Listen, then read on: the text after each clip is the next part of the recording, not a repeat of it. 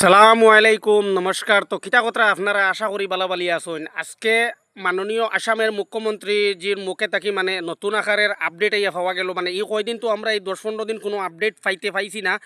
কিতা লাগি আপডেট দিছেন না, জুবেন সিংগার বাই মারা গেছলা সেই বিয়াফার নিয়ে মানে তাই খুব দুঃখিত আসলা। তো সেই বিয়াফারের তর্জন্ত নিয়ে মানে কি মন্তব্য করলা, অরুণোদয় নিয়ে কি মন্তব্য করলা, গোটা 25 তারিখে পাওয়ার কথা আসলো 25 তারিখে তাই দিতে পারলা না, নতুবা ইন্দিরা আবাস PMY প্রধানমন্ত্রী আবাস যোজনার টেকাগুলোও মানছে পাইতে আসলা, সেটাও মানছে পাইছিল না। সেই বিয়াফার নিয়ে তাই আপনাইতোর সামনে কি আপডেট তুলা মারি ধরলা আপনারা তান ভিডিওটা শুনুন, তারপরে আমি আপনাইতোর লগে কথা করি। আর মুখ্যমন্ত্রী নিজে তান টুইটার হ্যান্ডেলও তান ফেসবুকও মানে তাই আজকে লাইভে মাতিছেন, লাইভে আইয়া আমি শুনাই আর আপনাইতরে। তো আপনারা মানে মুখ্যমন্ত্রীর আপডেটটা শুনুন, তারপরে আমি আপনাইতোর লগে কথা কই আর ভিডিওটা শেয়ার করবা। লাখ আই মাতৃয়ে লাভ কৰিব আৰু আমি তাৰ পিছত প্ৰতি মাহে নিৰন্তৰ কৰি আপোনালোকক এই পুঁজি যোগান ধৰি যাম।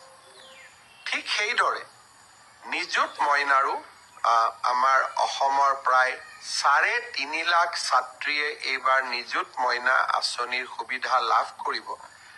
নিযুত মইনা আঁচনিৰো আমি যিহেতু প্ৰথম কিস্তিৰ ধন আমি চেক যোগে দিওঁ, বেংকক আমি চেকসমূহ বনাব দিছোঁ। নিযুত মইনা আঁচনিৰো প্ৰথম কিস্তিৰ ধন আমি 10-ৰ পৰা 15 অক্টোবৰৰ ভিতৰত সকলোৰে হাতত তুলি দিম আৰু তাৰ পৰৱৰ্তী মাহৰ পিছত সকলোৱে বেংক যোগে নিযুত মইনা আঁচনিৰ ধন লাভ কৰি থাকিব। এডিআৰিৰ ওপৰত আপোনালোকৰ প্ৰশ্ন আছিলে, অৰুণোদয়ৰ ওপৰত আপোনালোকৰ প্ৰশ্ন আছিলে, নিযুত মইনাৰ ওপৰত আপোনালোকৰ প্ৰশ্ন আছিলে। মই চেষ্টা কৰিছিলোঁ যাতে আজি ফেচবুক লাইভৰ জৰিয়তে গোটেইখিনি উত্তৰ দিব পাৰোঁ। শ্ৰদ্ধা ৰাইজ, যোৱাকালি BTC নিৰ্বাচন সম্পূৰ্ণ হ'ল। এয়া প্ৰথমবাৰৰ বাবে বড়োভূমিত নিৰ্বাচন অনুষ্ঠিত হ'ল, যি নিৰ্বাচনৰ পূৰ্বেও হিংসাত্মক ঘটনা সংঘটিত হোৱা নাছিলে, নিৰ্বাচনৰ সময়তো হিংসাত্মক ঘটনা সংঘটিত নাই হোৱা আৰু নিৰ্বাচনৰ ফলাফল দিয়াৰ পিছতো সকলো পক্ষই ক্ৰীড়া সুলভ মনোভাৱেৰে পৰীক্ষাৰ ফলাফল যেনেকৈ আমি গ্ৰহণ কৰোঁ, নিৰ্বাচনৰ ফলাফলো তেনেকৈ আমি গ্ৰহণ কৰিছোঁ। মই বড়োভূমিৰ ৰাইজলৈ পুনৰ এবাৰ অভিনন্দন জনাইছোঁ আৰু BPF দলৰ মুৰব্বী হাগ্ৰামা মহিলাৰীক তেখেতৰ বিজয়ৰ বাবে অভিনন্দন জ্ঞাপন কৰিছোঁ। ভাৰতীয় জনতা পাৰ্টীয়ে আকাৰ থাকিব জুবিনক আমি গীত মাত আৰু সংস্কৃতিৰ মাজেৰে আমি সকলো গৌৰৱী অসমীয়াই আমি জীয়াই ৰাখিম।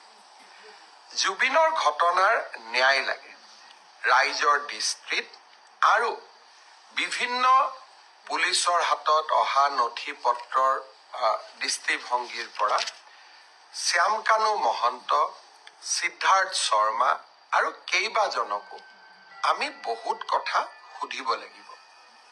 আইনে আইনৰ ৰাস্তা ল'ব। মই আজিৰ এই ফেচবুক লাইভৰ জৰিয়তে শ্যামকানু মহন্ত আৰু সিদ্ধাৰ্থ শৰ্মাক ক'ব বিচাৰোঁ যে আপোনালোকে জনতাৰ ধৈৰ্যৰ সৈতে খেলিবৰ বাবে চেষ্টা নকৰিব, অসমক আগুৱাই লৈ যাব। এইখন জুবিনৰ অসম, এইখন ভূপেন হাজৰিকাৰ অসম, এইখন জ্যোতি বিষ্ণুৰ অসম আৰু এইখন অসমক আমি মহাশক্তি কৰিব লাগিব। জুবিনৰ ঘটনাৰ নিৰপেক্ষ তদন্ত কৰিবৰ বাবে যোৱাকালি মই গুৱাহাটী উচ্চ ন্যায়ালয়ৰ মুখ্য ন্যায়াধীশক এখন চিঠি লিখিছোঁ যে এজন চিটিং জাজেৰে আপুনি এখন জুডিচিয়েল কমিশ্যনো গঠন কৰি দিয়ক। যদি পুলিচৰ তদন্তত কিবা ভুল থাকে, জুডিচিয়েল কমিশ্যনখনে যাতে আমাক তন্নকৈ চাই থাকিব পাৰে, অৰ্থাৎ বঢ়াই লৈ যাব বিচাৰোঁ। অসমৰ ৰাইজক মই আৰু এটা প্ৰতিশ্ৰুতি দি থৈছোঁ। যিদিনাখনে আমি অনুভৱ কৰিম যে অসম পুলিচে জুবিনক ন্যায় দিব নোৱাৰে, সিদিনাখনেই এই গোচৰ আমি CBI লৈকে পঠাই দিম। আজি ৰাতিপুৱা মই কেন্দ্ৰীয় গৃহমন্ত্ৰী ডাঙৰীয়াক জনাইছো যে প্ৰয়োজন হলে এই গোচৰ মই CBI লৈকে পঠাম। আশা কৰো মোৰ ব্যক্তিগত অনুভূতি আৰু প্ৰতিবদ্ধতা আপোনালোকে সকলোৱে বুজি পাব আৰু সকলোৱে এই জটিল সময়ত আমাক সহযোগিতা কৰিব। মোৰ জননী জন্মভূমি মোৰ অসম, আৰু এইখন অসমক আমি কেতিয়াও নেপাল নকৰো।